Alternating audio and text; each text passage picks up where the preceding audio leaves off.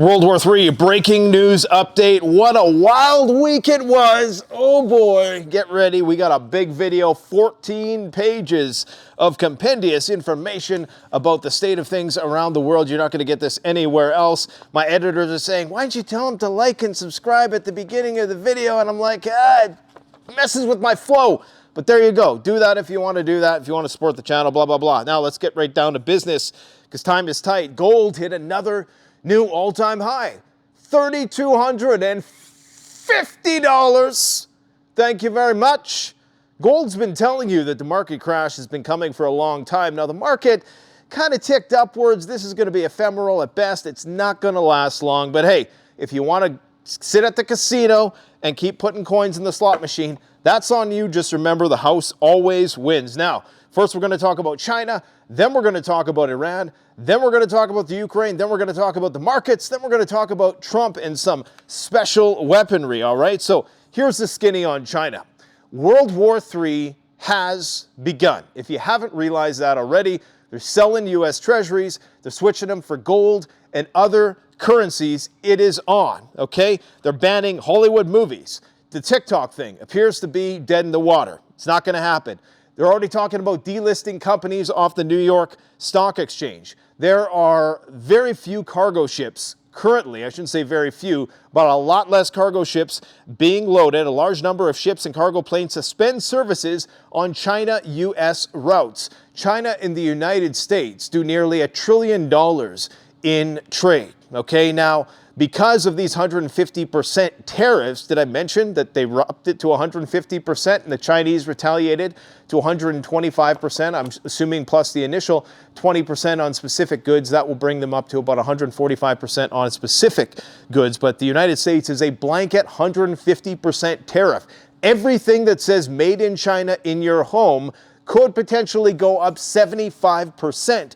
If these tariffs hold. Why 75%? Because the tariff is on the wholesale or manufactured landed cost of the goods. All this stuff you see behind me here, a lot of it, and I'm not ashamed to say, is made in China, although we try to source, we got Canada jackets, we got fur only made in Saskatchewan, we got anything you can get that's of highest quality, we have it. Scandinavian axes, United States steel arms, different types of body armor, things like that. But a lot of good quality stuff comes from China because China will make you anything, depending on how much you want to pay. It's the whole cheap Chinese product stereotype that only emerged because we as North Americans wanted cheap Chinese goods. Now that that disclaimer is out of the way, I have to say that the prices that I am seeing from my distributors lately, I'm looking at it and I'm like, this can't be true. How are we going to continue to do business? Well, the only way you can continue to do business is to raise the prices. I don't know how people are surviving out there at this point in time. Like if you're a low to middle income earner, I mean, it must be absolutely devastating when you go to the grocery store and you see your bill when you get to the till, because these prices are just outrageous. Discretionary spending is going to grind to a halt. Most people are only paying the minimum amount on their credit cards, and guys, the goods are going to stop flowing. And what that means is that if and when they do start flowing again, there's not only going to be bottlenecks, but there's also going to be a massive tariff that is going to linger, and that's going to increase the price of all goods. People don't understand what's coming. You're going to go to Walmart in the not too distant future, if this thing persists, which it appears as though it may, and there's going to be empty shelves. Empty shelves. Now, they're going to fluff it up in the same way they did during COVID. They're going to put up some signs or something to make it look like they did in that North Korea was busted doing, or was that just in the movie? I can't remember, but that's what you can expect. Okay, so I'm telling you, from a person who handles the gear, thousands of products that I bring in around the world. I don't do that drop shipping business where that get rich quick bro type stuff. I want to make sure that I have the stuff in-house and I send it directly to you. That's how we've done it for years, and I can tell you, as a middleman in the industry, and we also manufacture a few products of our own as well here in Canada, I should say, I can tell you that the prices that I'm seeing right now are scary. For example, body armor. If I want to bring this stuff in to the United States, it's now a 25% tariff. Okay, that means we have to raise our prices 25%. on all of that stuff. Now, there are some domestic manufacturers that we're going to be looking into, but I did not want to go off on this tangent. I just want to say, my friends, prices are only going to get worse. Okay, we're entering a stagflationary period, which is really going to break a lot of people mentally. So you got to be prepared for what's coming. Now, of course, there's always opportunity at times like these, but I have a feeling that we might be at the end of our road here as a civilization, as you all know. So this might be the final opportunity you have. I hope not, but I mean, that's why we prep. Now, they're delisting companies on the NYC stock exchange. They are, the cargo ships are being halted because either people are just not buying stuff because they don't know if they're going to be able to afford the tariff. This is going to cause companies to go bust if they have to put that money up front. It's going to add to their debt load. It's going to reduce their margins. It's going to cause a lot of pain, okay? And there will be comeuppance for North America as a result of posing these tariffs on China. Mark my words. We have massive military exercises continuing around the Taiwan Strait. That could become real at any moment. Remember the old adage, there are no military exercises, only World War III disguises. We have 150 Chinese nationals fighting for Russia, according to the Ukrainians. Well, what did you expect was going to happen? This is World War III. Of course, we're going to see Chinese, North Korean fighting alongside the Russians when you have all these sheep-dipped NATO soldiers fighting for the Ukrainians. So of course that's going to happen. Is this really a surprise to anybody that China is subsidizing and assisting the Russians by proxy, if anything? And in fact, Russia, or China, I should say, is making the drones for a lot of Ukraine. I think 35% of Ukraine's drones that they're using for frontline operations can be traced back to China in some way, shape, or form. So they're kind of playing both sides of the fence, kind of like the U.S. was in World War II, well, before they got involved. But ultimately, the Chinese are going to fall on the side of the Russians. I'm not sure how my focus is doing here. It's the first time I've done the video from this perspective. Okay, they're also stopping rare earth exports. Trump, in a very petulant manner, is saying that the Xi Jinping, the leader of China, needs to call him first. And so really, it's a game of chicken. It's a game of who's going to call who first. Now, the Chinese, to their benefit, are setting less of a tariff than the Americans are, at least on paper. Right now, people are seeing 125% in the U.S. media, but that doesn't tack on the original 20%. So the United States then ostensibly is applying a greater tariff to China. So some people might view this as China's capitulation, but I can tell you right now unequivocally that Chinese are in no way, shape, or form ready to relent. The Chinese don't care, okay? The Chinese economy, around 15% of it relies on U.S. exports. Now, that's a large amount, but these are the Chinese, okay? And they've built out all the industry and infrastructure. They built the Belt and Road Initiative. They're having all sorts of relationships with the BRICS nations, and the more countries that we isolate, the greater trading partners that any goods that have been displaced from the American economy, those can be rerouted somewhere else. So China doesn't give an F, and that's why they're selling U.S. treasuries. I think they have around $750 billion worth. That's going to dilute the money supply, and that's why the dollar is tanking and why gold is skyrocketing to $32.50. Wow. Who could have told you? Who could have seen that coming?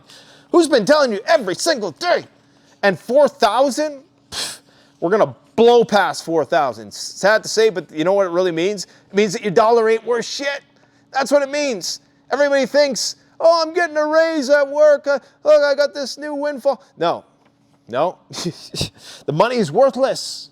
It's worthless. Go to the grocery store. What does it buy you? It's telling you. You think it's going to get better? You think prices are going to come down? Not in our generation. Not unless AI and Skynet come and build some automated factories that have really good nano dexterity. Is this thing going out of focus, or is that just my eyes going out? It seems like every time I look away from it and I look back, it's out of focus. Anyways, it's this freaking hat. I shouldn't have set the aperture so low. All right, let's keep going here. China has also banned imports. They've halted all liquefied natural gas imports from the United States. This leaves tankers in limbo with billions of dollars in contracts. Incredible. Okay, this is just incredible what is happening right now. It's unbelievable. China is also importing record amounts of oil from, guess where? Iran, okay? They know what's coming. The Chinese are the biggest stockpilers in the world. They're the biggest preppers in the world. We have more in common with the axis of evil as preppers than pretty much any Western country who is not preparing for their population. They're not building bunkers. They're not building strategic stockpiles of different things that you might need in an emergency. They're not advising their population. They're not advising a culture of preparedness. They're not doing anything. They're not building out solar, renewable energy infrastructure in such case of a breakdown in the global supply chain and the distribution of energy. They're not doing any of that. So why is it that the government, like Mark Carney, who is slated now to become our next prime minister because for some reason either the polls are rigged or Canadians are really stupid, and yes, that's a 100% endorsement for the lesser of two evils, Pierre Poilievre, he says that one of his first things that he's going to do is come and try to confiscate all the guns. Okay, that's what he's saying, right? In the same way they want to confiscate other sovereign nations' capability to create nuclear weapons. Understand that this is a centralized global control consortium, and they know their time is running out. They want to basically put everybody on blast, and if they ain't going for somebody else, they're coming for you. When they have nobody to turn the guns on outside our borders, they're going to turn those guns on us. So that is why we as preppers take things into our own hands and we try to be self-responsible. We try to teach self-reliance because they ain't teaching these kids anything in the damn schools. The kids are getting dumb. Panama Canal. They have now signed agreements with the United States ensuring a military presence in the Panama Canal. That means that Chinese ships that want to pass through there could potentially be interdicted by said troops. And if China wanted to send military ships, or obviously they're going to now have to go all the way around to South America. So this was a big power play by the United States, who is positioning themselves for a direct confrontation with China. Troops returning to former bases to counter Chinese influence that grew under previous administrations. This is why there's talk about potentially bringing back troops from Eastern Europe, which I actually think are likely going to be rerouted to the Middle East. The United States will be allowed to deploy troops to several Panamanian, that's a word to say, isn't it? Panamanian, Jesus, Panamanian? Really? That's a word, Panamanian. Wow.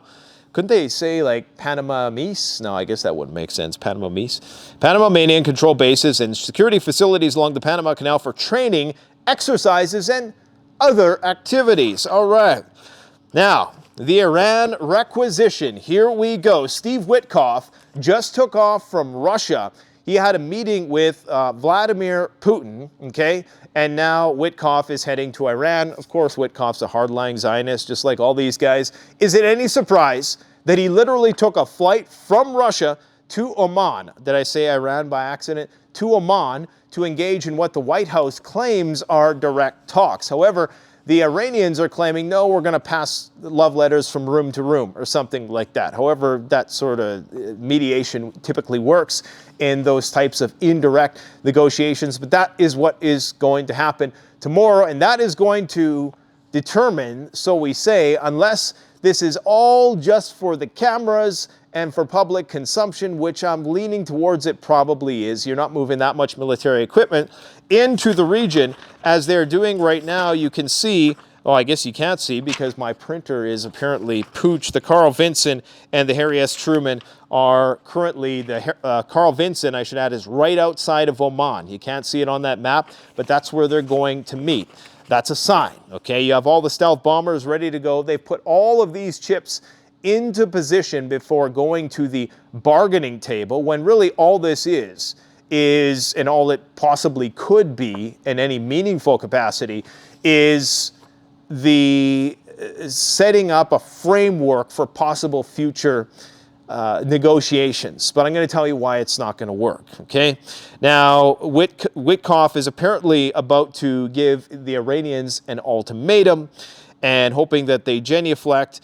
He is going to be demanding that they dismantle their entire nuclear program. Okay, now there's different points of view. Some say no, they're just going to ask the Iranians, I always say Ukrainians, I hope I didn't make that error so far, but they're going to ask the Iranians to basically dismantle their entire nuclear program, or dismantle enough of it that it would take them like 5 years to build a nuclear weapon. We're going to be talking to people next week who think that this is all theater and that the Iranians already have nuclear weapons and the system's able to deploy said nuclear weapons. And of course, if that is the case, and if Iran was facing existential defeat, then they would drop a nuke on Dimona, they would drop one on Tel Aviv, and a few other places in Israel. So if that actually is the case, and perhaps what's going to come out of these meetings tomorrow is the realization by the United States that, oh shit, they do have nuclear weapons. And if they do have nuclear weapons, what's the US going to do? Because they're going to fire off those nuclear weapons before the US can destroy said nuclear weapons. And no matter what anybody is telling you right now, there is no way that the United States is going to be able to incapacitate the Iranian missile program, nuclear program, or military. It's going to be the farthest thing from the quickest defeat. Did you know that only 25% of Hamas tunnel networks have actually been destroyed since the beginning of that conflict? In fact, based on what I'm hearing, they've completely rearmed themselves because there's so many passageways between Egypt and the city of Rafah that they're rearmed and they're back to their manpower before October 7th. So you seriously think that a cavernous place like Iran that is 4,000 times the size, has subterranean bunkers that are 500 meters deep below rock, in which even their best GBU-57 bomb can only penetrate 5 to 7 meters of rock? Okay, yeah, maybe 100 meters of soil, nice, soft, smooth, sandy soil. We're not talking about soil in Iraq. It is rock, okay? And for that reason, there is the odds of them being able to execute that shock and awe type scenario on Iran and it actually being impactful and in not potentially imperiling the entirety of Israel is slim to none. So whatever they're going to do, it has to be asymmetric. It is going to be from the inside out. It's going to be some sort of hit job, some sort of assassination, probably coupled with some airstrikes for good measure, for good optics. Now, Mohammad Largiani, the top advisor to Khamenei, who is the Ayatollah, says, we see no path. Is this thing, I don't know, maybe my eyes are just deceiving me here. If it is, I apologize. If it's folks, and you don't have to look at me, just listen to what I'm saying. We see no path forward in the Amman negotiations. We are not going to scale back our nuclear activities. There's a significant gap between Iran's demands and those of the United States. We don't see a clear outcome emerging from these negotiations. Now, some people are saying that there might be some superfluous concessions made by the Iranians in that the United States is going to essentially resurrect the old JCPOA agreement so that Trump can say that he's the one who made the agreement, even though it's going to be the exact same thing with a few little boilerplate points here and there. But it's looking like this is the real deal. As I've said for a long time, they want a war with Iran. This is their only opportunity. Oil is really low at this point in time. They just had a talk with Russia, which I presume was trying to ensure that Russia was going to participate in a limited fashion or try to gauge exactly how much Russia is going to participate. And maybe the Oman thing is just a front, and maybe Vladimir Putin is the actual mediator on this, and that's what Witkoff went there for. It's really hard to say at this point in time. All we can do is wait for the markets to open on Monday. But it's no surprise to me that they do these things on Saturday, because if it's a complete disaster, and had they had it in the middle of the week, well, in this current environment, that could be very bad. Right now, Trump is celebrating the fact that the purchasing, what is it, not the CPP, is it the PPP? I can't remember. The wholesale distributor pricing for things, for commodities, the inflation rate is actually down significantly since last year. And the only reason why that is because of oil. Now, if oil spikes, that thing is going much higher, especially considering all the goods and services are going to be going up because of the tariff and sanction dispute. And this right here, this Iranian situation, remember, it's all about China. Okay, this is China's, where they get a lot of their oil from. They do essentially need, I'm reluctant to say need Iranian oil. I mean, if all Iranian oil was taken off the market, the Chinese have amassed a significant strategic reserve of oil, nonetheless, it would definitely impact them. And now that the U.S. has no real vested interest in ensuring that the Chinese get that oil so they can manufacture cheap goods for the American consumer, well, they're not going to care. And so, like I said, this is really the best time to go for it. You have the public support, you have the political capital with Trump to go and do it, because MAGA doesn't care about, the Iranians. In fact, they're demonized. I don't know if there's Persiaphobes, whatever you want to call them, abound in that community. It is what it is. There's a lot of hardline Israeli supporters in that community.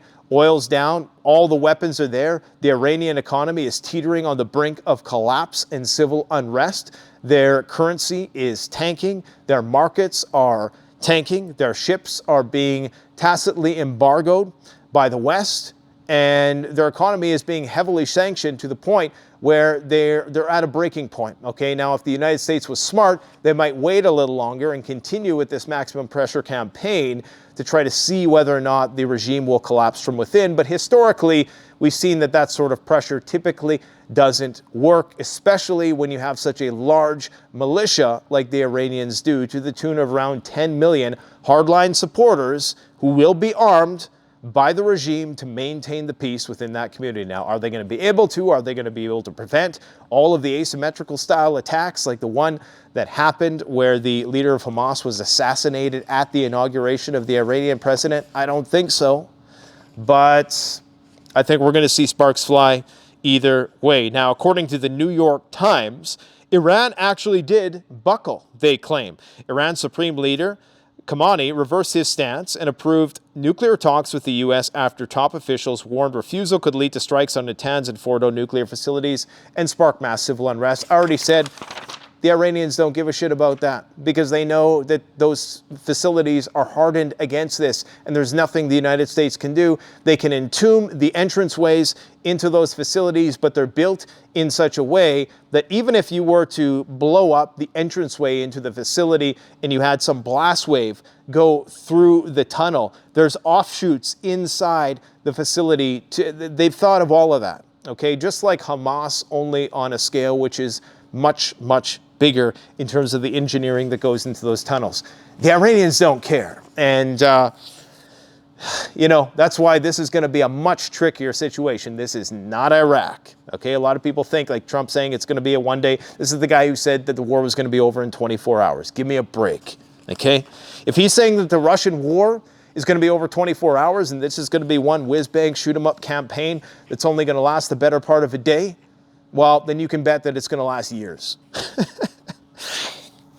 All right. Now, Israel is claiming that they're going to bomb Iran either way. We all know that there's this enduring acrimony between Israel. Both seem hell-bent, and it seems embedded in their religious teachings that, this is a Gog and Magog type scenario that needs to unfold for the apocalypse, the grand reveal of the aliens are going to come down. I don't know.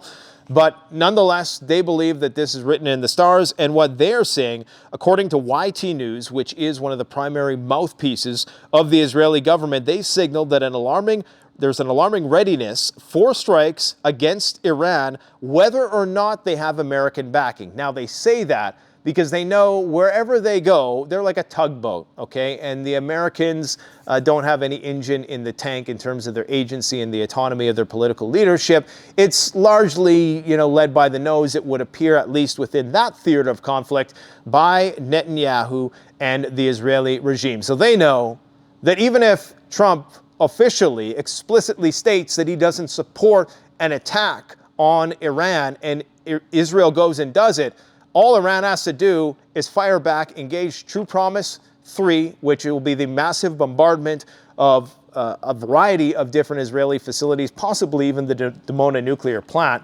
And that's when the United States will use that as casus belli to go to war. Now, remember, it is a war crime to target nuclear facilities, according to the Geneva Convention, but we all know that Israel doesn't shy away just because of something meager like the Geneva Convention. No, they're not going to let that get in the way, are they? We've seen that for the last couple of years. So Of course, Iran will have the reserve the right, although it would still be a war crime to attack the Dimona nuclear facility. Now, an argument can be made, and we're going to have a nuclear physicist in next week to discuss the mitigating effects of the fact that the uranium enrichment, if it is in the state that the Iranians claim it's in, will not be as radiologically contaminating to the environment. But, you know, it's a nuclear facility. You're bombing it. Probably going to be an environmental disaster of some sort, I would imagine. I would not want that stuff in my cornflakes. Iran has 6 nukes, according to Lindsey Graham. He said this on Fox News. The Iranians now have enough highly enriched uranium to achieve 6 nuclear bombs. They will use them, he claims. Well, why would they just start shooting nukes willy-nilly? I mean, what purpose would that serve when they know that the United States could just drop city colors with their stealth bombers, or they could just launch ICBMs at Iran? Why would Iran do that unless provoked? I mean, Lindsey Graham really thinks he's speaking to children. I mean, maybe he is. Maybe people actually believe that. Maybe people believe that the Persian Empire endured for thousands of years only to completely destroy themselves over some bullshit. Okay? I'm not buying that. These are the same guys that said Iraq had WMDs and however many thousands of other lies they've told us all throughout the years. All right? Now, there's a very good video. I think it's by Deep Dive Defense. I would encourage you to go and check it out. It's all about the engineering of the Iranian bunkers. You need to watch that video because they're going to tell you what the possibilities are. Now, there's 3 potential possibilities when it comes to a scenario with a war with Iran, and one not mentioned here, which is an ongoing maximum pressure / hybrid asymmetrical conflict, possibly some sort of insurgency from the inside out, an overthrow and usurpation of the government. Now, here we have scenario 1. This is full-scale war and regime change. This is ultimately what we'll mission creep our way into, but the objective here is very simple. Total military defeat of Iran, regime change, or fragmentation into quasi-states. It's going to require a massive anti-Iran coalition that's going to, of course, require the help of Europe. I'm not so sure Europe is too keen on helping the Americans and Israelis at this point in time, considering all the stuff that is going on with the NATO, NATO saber rattling, the tariffs and what have you. Although that could be something that Trump uses as leverage. Hey, we'll get rid of the tariffs if you join up in the coalition. And of course, they have all the other Middle Eastern countries, and they have a lot of weapons stored in Saudi Arabia for this very purpose. The Saudis think that those weapons belong to them, but they need to think again. This would require multiple Navy carrier strike groups.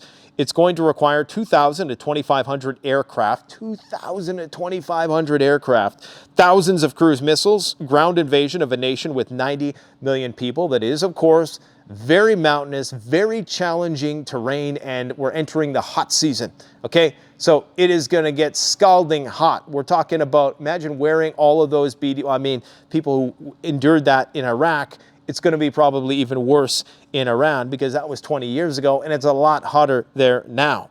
Scenario 2 would be the lesser of evils, and that would target the places in question with airstrikes and also involve a ground operation into Khuzestan. The objective would be to capture Iran's oil-rich Khuzestan province, wow, what a surprise, to economically cripple Tehran. So essentially go in, annex the territory with the oil, go and steal the oil that we're preventing them from selling on the market, which is impoverishing their population. This is going to be in the southwest region of Iran, mostly Sunni Arabs, home to 80% of Iran's oil and gas, okay, not the Shiite majority who run the country. The strategy here will be joint U.S.-Israeli airstrikes, limited ground invasion from Iraq, or naval landings via the Persian Gulf. Some people think that's more realistic, but the Iranians have a massive army. That's probably not going to happen. Okay, I just can't see that happening. If they can't do that in Yemen yet, they ain't doing that shit in Iran. Let's get real. Scenario 3, which I think is probably the most likely scenario, is limited strikes on nuclear sites, presuming that they can destroy all the missile air defense and the radars. The objective would be to destroy Iran's nuclear program facilities, which I've already said is likely impossible if that stuff's even there. Okay, if they don't have, dummy programs elsewhere, or that if that's not just some sort of decoy program. I mean, we really don't know, because the IAEA has been in there to inspect, but you really don't know what is happening. And with their relationships with Pakistan, North Korea, and the Russians and the Chinese, I mean, anything is possible. They could have nukes already ready to go, ready to fire for all we know in one of these many missile cities. No ground forces. This is going to be largely surgical in nature, and it's going to be easiest to implement but least effective long term. Now, if this was the case, they would have did that long ago. That's the problem. So unfortunately, as much as I'm having an argument with myself right now, but for me, they wouldn't put all these pieces into place just for that. It's going to be somewhere in between that and the latter. Ultimately, they're going to have to take control of the country from the inside out, because there's no way you're going to be able to manage a population of 90 million people by force when your military is 1 million strong and spread out across the planet. It's just not going to happen. Okay. Estonia, now moving to Europe. Estonia decided to confiscate a tanker from Russia today. On April 10th, Estonia passed a law that allowed them to use the use of force against civilian vessels in the maritime zone. Now, I've always said that there's going to be a big war breaking out in the Baltic Sea as a result of Russia's shadow fleet being captured and seized by the NATO alliance. And as a result, Russia will ultimately be forced to respond in some way, shape, or form, either by escorting some of these vessels. And this could be something that plays out over months and years, but eventually this is going to be a major flashpoint for stuff. So the Estonian Defense Forces have detained the Koala tanker, which was headed to Ust-Luga. According to Marine Traffic, the Djibouti flagship is anchored off the island of Agna. So this is, being flagged as an African ship. Nonetheless, this is Russian oil that's in there. So it's Russian interests that are under threat here. Now, Witkoff is allegedly backing a plan for Russian control of territory. And let me see if this map turned out. I don't think it really did. Not too well anyways. So you can see there's 3 portions there. So this portion is the portion that Russia would get. This portion up here would remain under Ukrainian control. And this portion right here would be partly controlled by a contingent of NATO troops, okay? Coalition of the willing, as they call it. Now, right now, Russia only controls around 42% of Kherson, 40% of Donetsk, 30% of Zaporozhye, and 2% of Luhansk. No, that can't be right. That has to be the proportion of Russian-speaking people within those regions. Let's just scrap that one from the record. I know those numbers are reflecting of something, likely Russian-speaking people within the regions, or that could be, oh, you know what that is? You know what that is? That's Ukrainian. That's the proportion of those oblasts that they control. So they control 40%, 42% of Kherson, 40% of Donetsk, 30% of Zaporozhye, and 2% of Lugansk. All right, that's what's going on. Now, Witkoff and Keith Kellogg have said, I always chuckle inside when I say the word Kellogg. It just reminds me of, cereal when I was a kid watching Saturday morning cartoons. Unfortunately, this pertains to World War III. He suggested that British and French troops could adopt zones of control in the west of the country as part of a reassurance force that we've talked about ad nauseum on the channel. With Russia's army in the occupied east, between them, there would be a demilitarized buffer zone. So how it would work, according to Keir Starmer, is that they would consider sending in British troops for up to 5 years, meaning indefinitely, of course.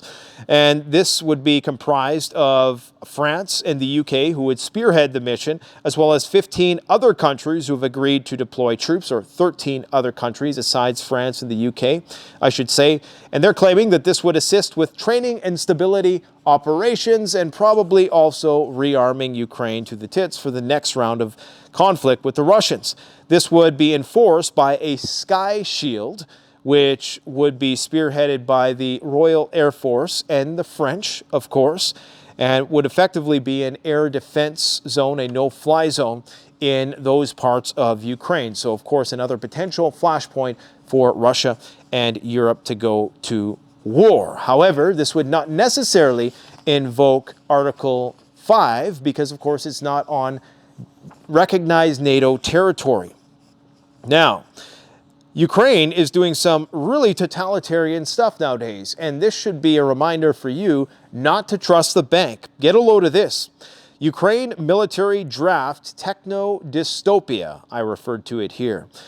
26,000 Ukrainians have had access to their ATMs, their bank cards, their bank accounts blocked as a result of violation of mobilization rules. So they can no longer eat unless they have cash. Okay, so this is another reason, and this was a story, this was put into law, I believe, like a year ago. I talked about it on the channel, but now it's come into effect. And so what that means is if you don't have cash, if you don't have something to trade, and you don't want to go and die for the elites for World War III, then you better have something to barter. You better have some kind of universally recognized currency, like some sort of metal that we've talked about on the channel quite a lot lately, or just make sure that you have the systems that you need to sustain life when the inevitable comes our way. All right. Now, this is an interesting point from the former Romanian presidential candidate who basically was robbed of the election, Călin Georgescu, whose bid was controversially invalidated, claimed that NATO wants to launch World War III from Romania. Of course, they're building the world's biggest military base there. He told this to Tucker Carlson in a recent interview, and that is going to effectively be the next buffer zone between NATO and the Russians and the expanded Russian Empire. Poland and Romania are going to form the bulwark of that coalition. Now, in terms of the markets, we went through all the major three theaters of war. Here's what's going on. The US dollar is crashing. 30 and 10-year Treasury bonds are spiking like crazy the other day, right after that announcement from China that they were imposing counter tariffs to the tune of 125% on American goods that come into the country. And believe it or not, American goods that go in that direction are around $450 billion. So that's not nothing, okay? That's a significant amount, but the Chinese can weather it because, well, they're the Chinese. They're a homogenous culture which has a very proud history. They're not this melting pot of ideas and craziness that does have its moments when times are good, but unfortunately when times are bad, things go to hell really, really fast here. Let's face it, the Chinese are not going to be compromised by 15% of their goods not being able to be purchased by the United States. Anyways, 30-year Treasury yields soared as high as 5% today, a 58 basis point increase from last week, the largest weekly increase in 45 years, and that's according to Bar Chart. Shout out to Bar Chart on X, a great account to follow for financial news.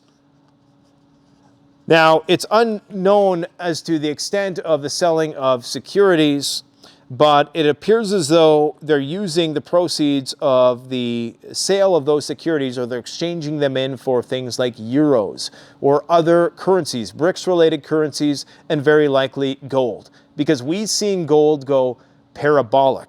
Okay, and gold has not stopped. Gold only went down when we seen that rapid crash, only because people were trying to cover all their margin calls. Now, gold quickly shot right back up, and now it's blowing past 32.50, and there's no overhead ahead. Now, I'm not saying it's going to go up in a straight line. You never want a precious metal to go up in a straight line, okay? Because that means the end of days, essentially. But it also means, if it is just a FOMO thing, that it's going to eventually retrace. So you want that consolidation. And if you go back and you look at how the price of gold has been trending since October 7th, and that was a pivotal moment. I'm not sure why. It was just like the moment when they said go, which makes me think that maybe it wasn't only the Iranians who were implicated in that exercise, that was something that came from the top, be it the Chinese, the North Korea, well, not the North Koreans, maybe the Russians, the Chinese and the Russians gave the green light to the Iranians, who gave the green light to someone else. because the price of gold since that time, it's just been steadily upwards. It plateau for a little bit, trade sideways, maybe dip a little bit, and then it's a steady staircase upwards. It's not a steep incline that you would see in some parabolic crypto rally or some stock market rally like we've seen post 2020. This is a it was fast. It's the fastest, well, not the fastest in history, but it is fast relative to how gold usually trades. But it wasn't like a straight up. I mean, the market doesn't even know about it yet. I mean, the real movers and shakers in the market do, but retail doesn't know about it because the media is not drawing any attention to it. They understand what it means. The market is essentially crashing upwards. Okay, it's been a market melt up for a long time, and now you have valuations of companies sitting at where they were 2021, 2022, when we were at the peak of that post-COVID bubble. And how much has inflation increased since that time? So that actually money that they're sitting on is actually worth a lot less, okay? So the stock market is where it was 2 years ago on numerous indices, not all, but many, and the actual currency that a lot of those companies are measured in has declined precipitously. That's what's going down. The PPI, that's what it is. The purchasing, what is it? Oh, gee. PPI, 50,000 people are going to write it in the comment section. The PPI is something index, purchasing index, which is basically not the consumer, but the distributors, the wholesale, the manufacturers of goods. That went down from 3.3%, which was expected, to 2.7%. So that's a huge reduction, okay? So that should have been hyper bullish for the market, but it really wasn't. There was a little uptick in the NASDAQ. Normally, that would have sent things skyrocketing, okay? And that tells you that what we're seeing right now is ephemeral at best. It's going to be short-lived. And just look at gold. Gold is telling you what's going to happen, okay? The markets are going to continue to crash. And right now, you're seeing selling. I think people are selling into this rally, this smart money, and they're moving that into more stable long-form assets that they know they're going to need when the shizzy hits the fizzy. Now, lastly, actually not lastly, I want to, this second last story here, RFK was saying that, now you can't really believe anything these guys say because they've been saying they're going to reveal the secrets of the universe ever since Trump got elected, and we haven't heard one damn thing yet. But he claims that he's going to tell President Trump that the world will know the cause of autism's massive explosion, moving from 1 in 10,000 to 1 in 31 by September, that they're going to crack the case, okay? Well, let's hold them to it. It's a very laudable exercise. I hope they're successful in it. Trump is saying that they have secret weapons. I'm assuming that they're talking about space, because that's the only thing that would really matter, unless they're talking about cyber weapons, nanotech, I don't know, bioweapons perhaps. We have very powerful weapons, he says. This country is very powerful. It is much more powerful than people realize. We have weapons that no one knows what they are. And they're the most powerful weapons in the world that we have. Even more powerful than anyone else. Not by a long shot. Superlative, superlative. So no one will do it. Do what? I don't know. Like confront them, challenge them. Trump added, reiterating that Xi is a very smart man who knows exactly what needs to be done, which is call him, which the Chinese have said, we're not going to call you. The U.S. president, who has previously referred to secret weapons in unusual scientific terminology, did not specify what weapons he has or what he was talking about this time. And it's no surprise that Trump was one of the pioneers of Space Force and, bringing Elon Musk on board and all of that talk last year about the Russians and the United States potentially nuclearizing, is that a word? Nuclearizing space, putting nuclear weapons in space. Russians want to put nuclear power plants in space and on the moon. Some people think it's cover for actual putting nuclear weapons into space to be used so that you could have basically no warning time and you could do decapitation strikes instantaneously. Who knows? I got to get going and enjoy this beautiful weather that we have here this weekend on the homestead. There is a lot of work to get done. I got chickens coming in soon. I got to get the greenhouse fully furnished for planting a lot of food this year. We got to do work in the orchard. There's just tons of stuff that needs to get done, and time is tight, so get to it. Now, also, I need to just, I don't want to make this the big part of the video, and I don't want to seem overly salacious, but the truth is that the prices of things are going to be going up very, very soon, okay? And for that reason, you need to consider, if you are a person who is looking at this preparedness stuff and you want to get squared away, do it now before we jack our prices 15 to 20%. And I have no choice in doing that, because I'm looking at my bills from my distributors and they're like 25% bigger than they were last year. We have some products that have went up over 100% in the last 5 years. And it's crazy, but it's just the reality. Our money is now worth less, and it's losing purchasing power by the day. So take that information and do with it what you will. Thanks for watching. Don't forget to like, comment, subscribe. Enjoy the weekend. Canadian Prepper out.